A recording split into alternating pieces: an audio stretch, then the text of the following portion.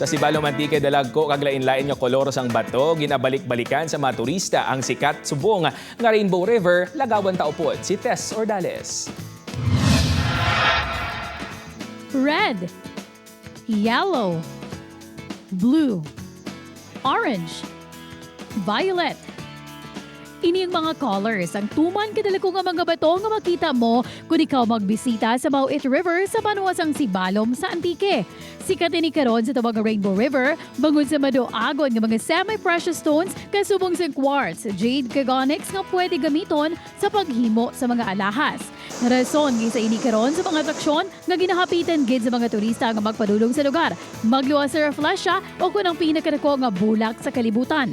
Pero ang residente nga si Merlene, wala ako nung natakaan nga magbalik-balik bangod sa preska nga hangin ang lakang matahong nga view sa lugar. Inasiyahan ako, ma'am, kasi hindi ko nakikita ito sa ibang sa ibang lugar. Ang anak ni syempre nga si Architect Gilrem, favorite spot para sa selfie ang Rainbow River. Na-miss sila kami kasi nakakamangha kasi dito lang sa lugar namin makita yung mga ganitong klaseng uri ng bato. Sunod sa Medro, ang presensya ng elements ang naghahatag sa kolor sa tagsa minerals. Sabi nila, dahil daw rich in manganese yung bayan ng Sibalom, kaya nagkaroon ng makukulay na mga bato. Bago rin sa ka-protected area ang Sibalom Natural Park, pag picture-picture lang ang pwede pero ginatubilian ng mga bisita nga magkuha sa mga bato bilang souvenirs.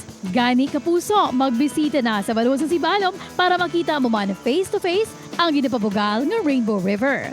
Tess Ordales, para sa GMA Regional TV Early Edition.